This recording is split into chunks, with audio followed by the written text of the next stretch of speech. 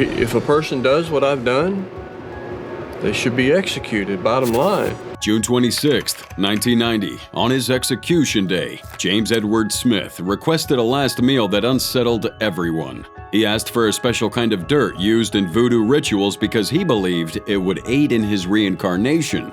These are some of the most disturbing last wishes of death row inmates. Jimmy Glass. On the day of Jimmy Glass's execution, he was visibly shaken. His teeth chattered and his body shivered. Despite this, he managed to grin as he was strapped to the electric chair, sending shivers down witnesses' spines. But that would be the only thing terrifying the witnesses that day, because when they asked Glass for his final words, he just grinned and said he wanted to go fishing. May 27, 1962, Glass was born to a poor family. His dad was employed at Arizona Chemical as an instrument repairman, and as part of their policy, the company would hire children of their employees as temporary summer laborers, and Glass began working there at a very young age. But even with all that work, Glass still managed to get into trouble. He had dropped out of high school and maintained a criminal record for robbery and assault long before he would commit a capital crime. December 1982, Glass was imprisoned at Webster Parish, Louisiana jail. It was during this time that he and his fellow inmate Jimmy Wingo devised a daring escape plan, which they successfully executed on Christmas Eve. Yet as soon as they stepped outside those prison walls, they realized they needed a hiding spot and some cash. They wasted no time to break into Newton Brown and his wife Earlene's home in Dixie Inn. The two had robbed the Browns, ransacked their house, and before making a getaway in the Browns' car, they shot and killed the two helpless victims. The next day, the Browns' children woke up excited for Christmas, only to be horrified by the sight of their dead parents, bound and gagged in their bed and shot through the head. Since the Browns lived near the prison, Glass and Wingo were quickly identified as suspects by the police, who then intensified their search for them. January 5th, Wingo was apprehended and taken into custody after being forced out of the woods in Texas. Glass tried to flee to San Diego but was arrested just a day after Wingo. When questioned, Glass confessed to the officers that he had shot the Browns. However, he explained that he did so under the influence of Wingo, who had pointed a shotgun at him and threatened to kill him if he didn't comply with his orders. Now, despite pleading not guilty in court, Glass was ultimately found guilty of capital murder and sentenced to death. However, Glass continued making headlines. In 1985, per Louisiana law at the time, the only accepted means of carrying out the death penalty was through the use of the electric chair. As a result, Glass appealed to the Supreme Court, arguing that electrocution as a method of execution violated the 8th and 14th Amendments of the Constitution, as it was deemed to be cruel and unusual punishment. Glass nearly won the case, with one judge going as far as comparing electrocution to modern-day burning at the stake. However, unfortunately for Glass, the court ruled by a 5-4 majority that electrocution is a constitutional method of execution. And by 1987, Glass was ultimately sentenced to that chair, and he stunned everyone present during that execution with one final chilling action. As they strapped him into the chair, he had this malicious grin on his face, and when asked if he had anything to say, he said, "Yeah, I think I'd rather be fishing." But his last wish would always remain unfulfilled. James French. Now, there's a lot of people on death row trying to fight those sentences, but things were a little different with James French. He begged to die. 1958, James was convicted of killing Frank Boone, a driver from West Virginia who had given him a ride while he was hitchhiking. As a result, he received life at Oklahoma State Penitentiary in McAlester. Interestingly, French wanted the death sentence for that charge, but the jury decided to give him a life sentence against those wishes. Disappointed, French wrote many letters to the governor asking for a new trial where he could receive the death penalty. But those letters would be unanswered and ignored. While serving out his sentence, French was placed with a fellow inmate, Eddie Lee Shelton, with whom he didn't get along. By then, French had grown tired of life in prison, which was a recipe for disaster. October 27, 1961, French decided to kill Shelton. But first, he would give him his last meal. He treated Shelton to a steak sandwich from the prison canteen and allowed him to go to breakfast. However, upon his return, French placed a towel around his neck and strangled him to death. Now, during his trial for the murder, French requested that the judge sentence him to death without any further appeals. He wanted to be executed by electrocution, and he claimed he committed the murder to force Oklahoma to carry out the punishment. French was found guilty of murdering Shelton and was sentenced to death as he had desired, but he didn't get his wish so easily. Following the initial trial, the appeals court overturned the verdict because the jury saw French in restraints, which may have biased their views of him during the trial. In the second trial, the jury asked Pittsburgh County District Judge Robert J. Bell during deliberations what life imprisonment meant. The appeals court then deemed Bell's response inappropriate and declared a mistrial. 1965, only after the third trial, was French able to achieve his death wish. In each of the three trials, French admitted he killed Shelton and gave him the same reason each time. Now, French was known to have above-average intelligence in his psychiatric tests. Unlike other inmates, he had finished high school and 2 years of college, also writing a book called We about crime compulsion. The test also showed that French had a history of attempting suicide but always backed out at the last minute. One psychiatrist noted that French's motive for killing his cellmate was to make the state execute him, as he believed he deserved and desired electrocution. August 10, 1966, French's wish finally came true, and he walked calmly into the execution chamber. Once in, he scoffed at the chair and told reporters the death sentence was never meant to be a deterrent to murder. "I have read a lot on the subject, and I don't think it was ever meant to be a deterrent to crime. It is solely to eradicate one person from committing another act of violence." He also told officials, "I'm not dying for murder, I'm dying for my beliefs." And when asked if he'd like to give any last statements, French smirked at the reporters and said, "How's this for your headline? French fries." Moments later, over 2,000 volts of electricity went reeling through his body. That electrocution lasted 54 seconds. James Lewis Jackson. February 7, 2007. Just moments before the lethal injection took its toll, James Lewis Jackson didn't offer any final sentiments. Instead, he simply told the warden to murder him. But who was James Lewis Jackson, and why was he so ready to die? 1995, Jackson married a woman named Sharon and became the stepfather to their 2 daughters, Sunny and Erica. Jackson and Sharon shared a strong love, but their happiness was short-lived. Their marriage and once happy life were destroyed by his drug addiction, inconsistent employment, and controlling behavior. Yet sadly, the worst was yet to come.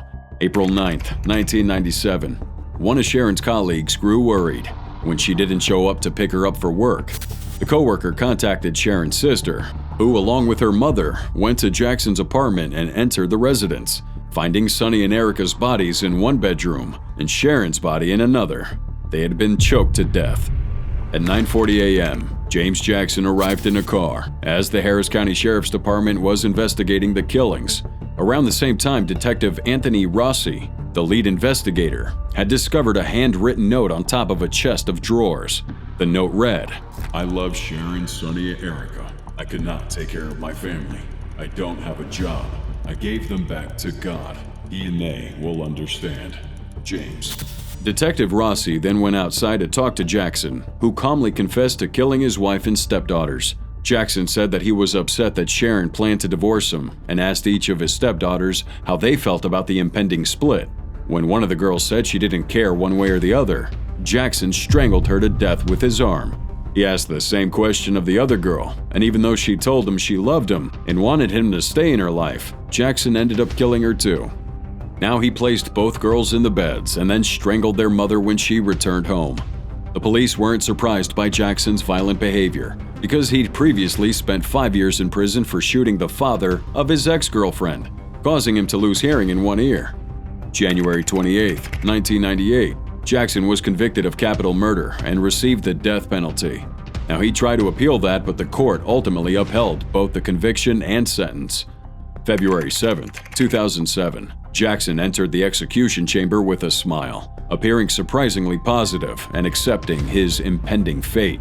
He hinted at the desire to reunite with his family in the afterlife, expressing, "This is not the end, but the beginning of a new chapter for you and I together forever." And just moments before receiving that lethal injection, Jackson grinned at the warden and told him, "Warden, murder me. I'm ready to roll. Time to get this party started." Carl Panzer. This man, like James Jackson, wanted to die, but he had a different attitude. He cursed his executors, making a final wish for them to hurry up, because he was getting impatient with them trying to end his life.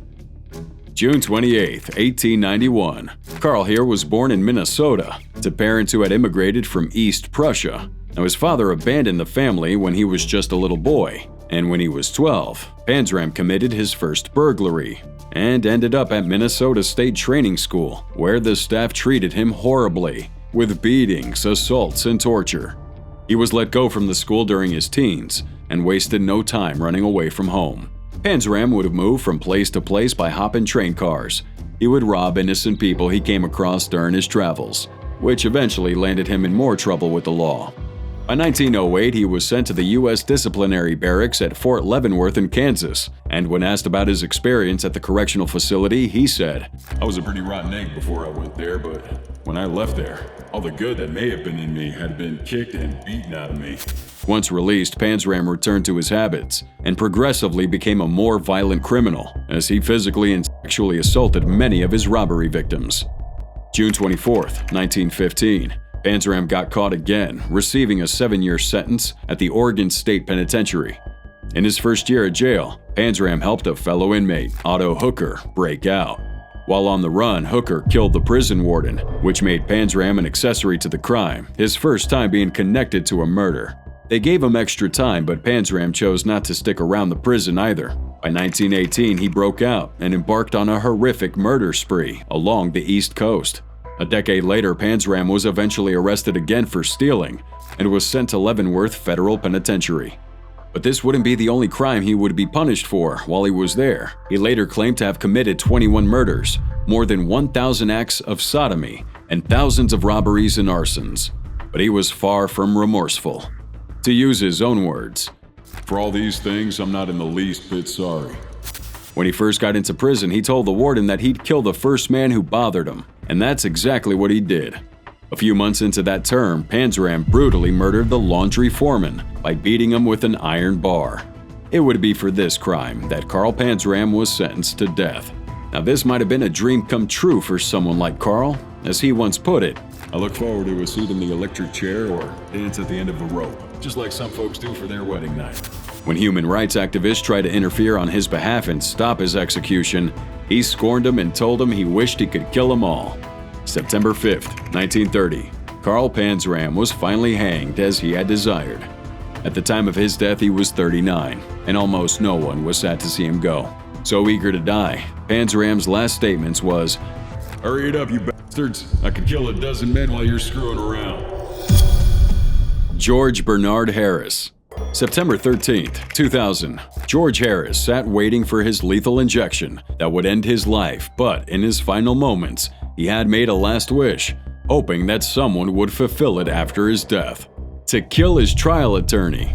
February 9th, 1959, born in Newport, Arkansas, George here had a history of breaking the law long before he committed murder. He'd be arrested and convicted for things like robbery, assault, and illegal firearm possession. But on one fateful day, there was a new crime added to his record that would change his life forever: capital murder. So what led to this drastic turn of events? March 11th, 1989. Mr. Harris thought that life was smiling at him. He had a stroke of luck and won some cash playing craps, and as a result, he caught the attention of those around him, who assumed he had extra cash to spare. A man in need of money approached Harris and asked him to pawn 2 machine guns. Harris agreed and gave the man $500 and stashed the guns in the trunk of his car. Harris walked back to that crap game, feeling a bit anxious about leaving the guns in his car. Spotting Michael Taylor, an old acquaintance, Harris asked if he could stash the machine guns at his place. Taylor agreed, so Harris joined him and another person named Stanley Willoughby as they went to Taylor's house.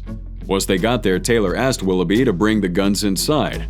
But as Willoughby headed towards the house with the weapons, a guy sitting on the porch told him it'd be a bad idea to bring him in. So Willoughby passed the box of machine guns to Michael Taylor's younger brothers and told them to hide it near the house.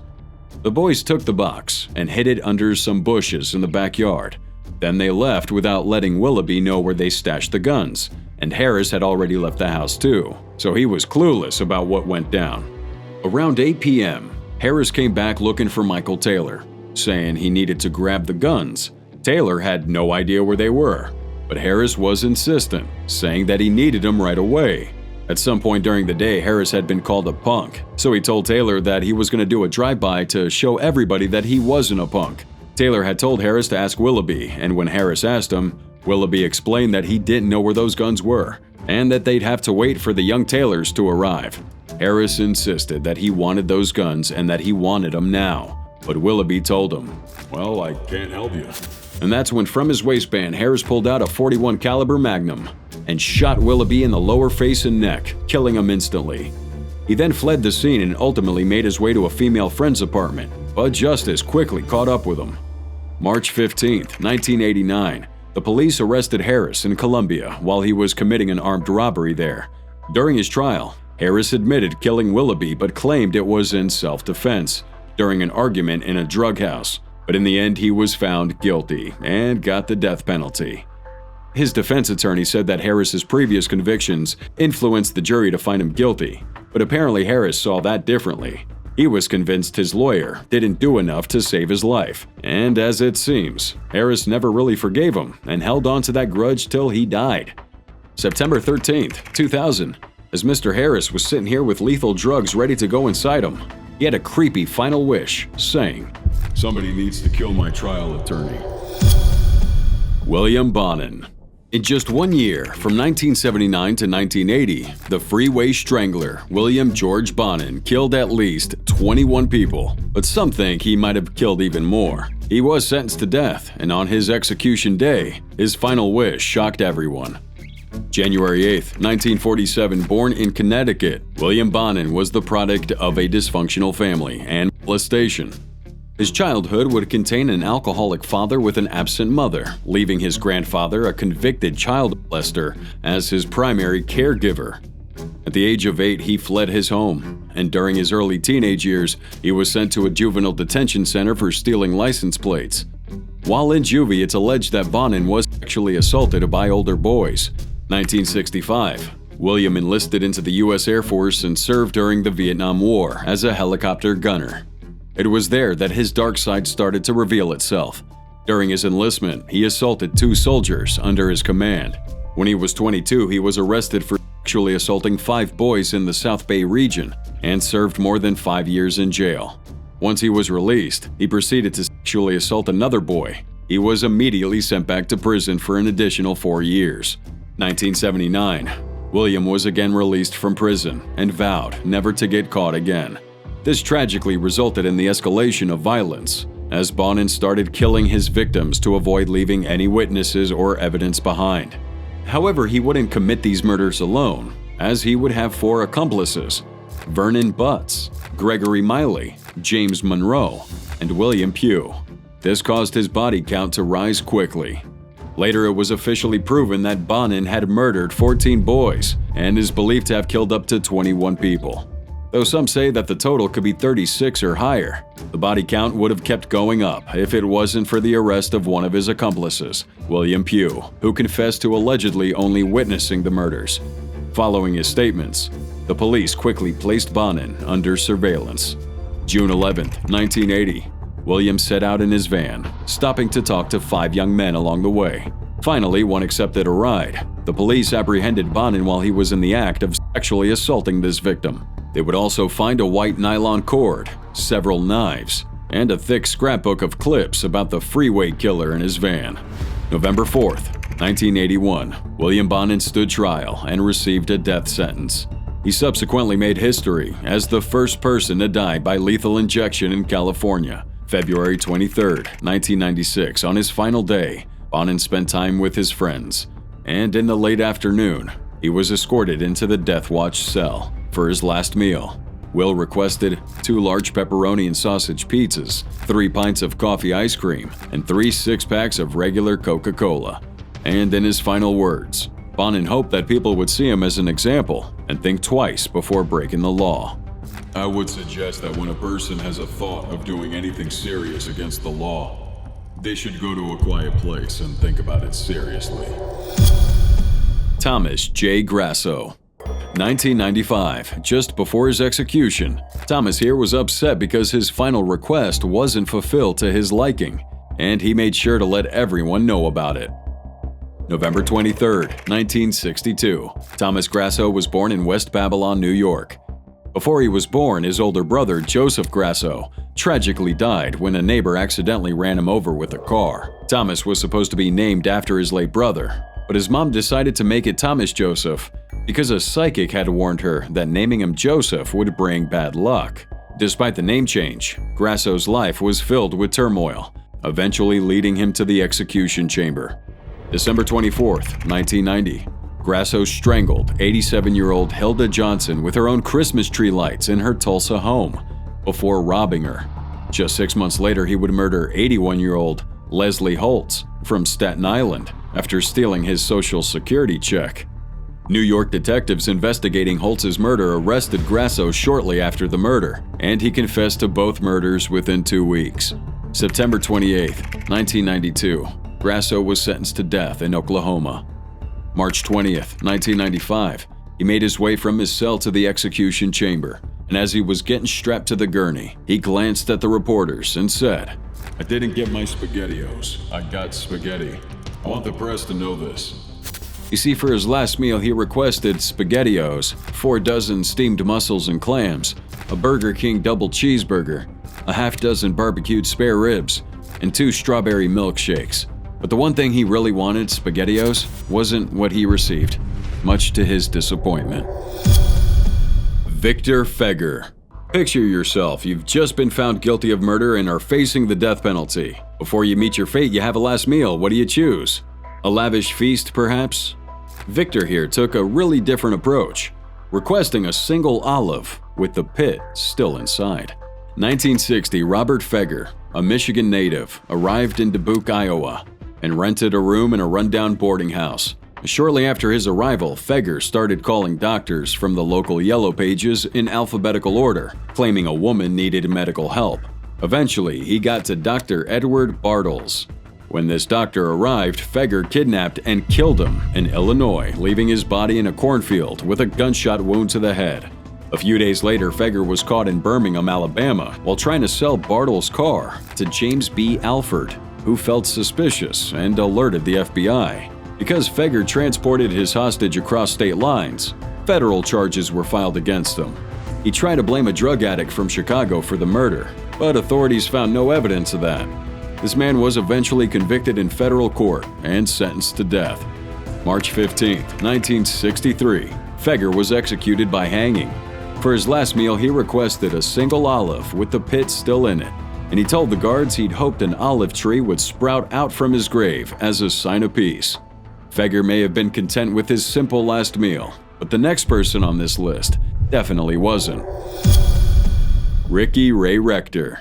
January 1992, Ricky Ray made a special request for a luxurious meal and dessert.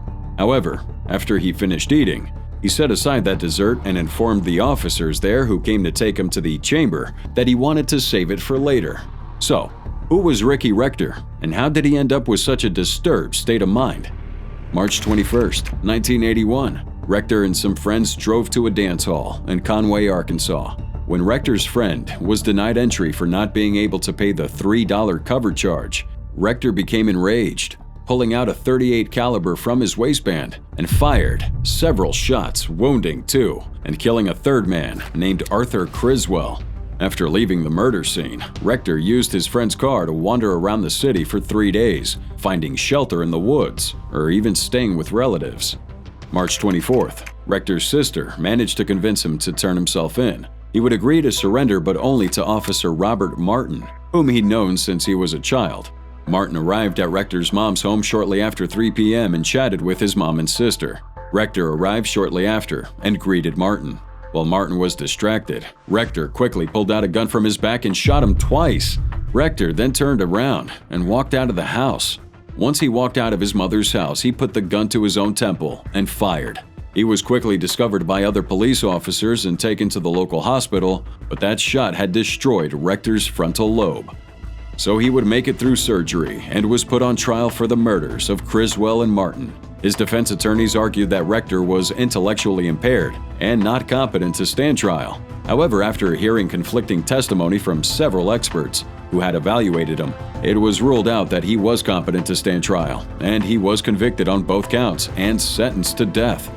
January 24, 1992, Rector was executed by lethal injection. For his last meal, he requested and received a steak, fried chicken, cherry Kool-Aid, and pecan pie. After he finished, he left the pie on the side of the tray, saying that he was saving it for later. But that later never came, and the slice of pecan was not disposed of until Rector had been executed. James Edward Smith. 1990, for his last meal, James Edward Smith would make a request so bizarre that the officials turned it down and gave him unflavored yogurt instead. So what happened, and what did Smith do to end up on death row? March 7, 1983, Smith, a tarot card dealer, walked up to the teller's window at the Union National Life Insurance Company in Houston, Texas. But this was no ordinary day. Smith was wearing a stocking mask, armed himself with a gun, opened the glass window and pointed at the teller, demanding that she gave him all the money. When she refused and sought shelter behind a filing cabinet, he shifted his attention to Larry Don Rojas, the 44-year-old district manager of that company who had been standing next to her. Rojas complied with his demands and retrieved the money from the cash drawer, which was then handed over in a plastic bag. But as Rojas walked away, Smith ordered him to return to the window. Rojas begged Smith not to shoot him, but his pleas fell on deaf ears. Smith pulled that trigger twice, and the second shot struck Rojas's chest, killing him. Smith quickly ran out of that building and was pursued by two employees on foot. They ran through a field and then into an apartment complex where Smith opened fire on his pursuers. But as he was trying to leave the complex, he tripped over on the street and was caught by the people chasing him. The police arrived shortly after and took him into custody. Smith was later found guilty of capital murder and was sentenced to death by a Harris County jury. May 11, 1988, was originally scheduled for his execution day, and the prison put everything into motion, and he was asked what he wanted for his last meal. But his answer shocked everyone. Smith requested a last meal of Riacunda dirt. Now, the request was obviously denied by the Texas Department of Criminal Justice, and instead Smith would receive a pot of plain yogurt, which was actually on the approved foods list. Now, what kind of guy would want some dirt as his last wish? Soil experts from Texas A&M University believe that this specific type of dirt was eaten during voodoo rituals, which Smith practiced and believed in. Smith had hoped to perform this voodoo ritual that he believed would assist in his reincarnation. But in the end, he wouldn't get executed that day, and his life was spared when his mom's lawyers pleaded with the Supreme Court. But 2 years later, Smith again was set to be executed. This time, he refused his appeals and argued that remaining in the prison was cruel and unusual punishment because he would rather die and be reincarnated. Yet his mother appealed again and claimed that he was mentally incompetent. However, the Supreme Court denied the appeal. June 26, 1990, Smith was executed by lethal injection. For the second time, his last wish wasn't granted. He was again denied his dirt and forced to eat a plain yogurt.